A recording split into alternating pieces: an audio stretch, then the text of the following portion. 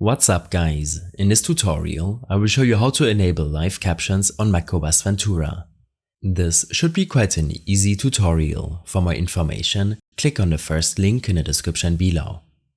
While using your Mac, click on the Apple icon in your menu bar and select System Settings. On this window, navigate to the Accessibility section and under Hearing, click on Captions. In case your System Settings window looks a bit different on your device, then make sure that you're running the latest Mac OS version. Here, you should see a preview of your standard subtitles when enabled. You should have a selection of 4 different captions.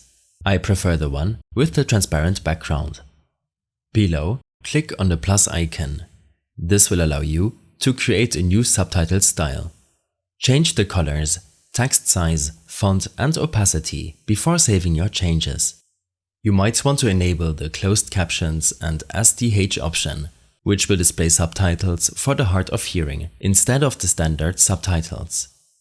The live subtitles window will open up the next time you join a FaceTime call or watch a video online. You can toggle the window on or off in your control center. In case you have any further issues or problems following this tutorial, then I suggest following my extensive guide linked in the description below. I hope this helped you out. Leave a comment if you have any questions and see you in the next one.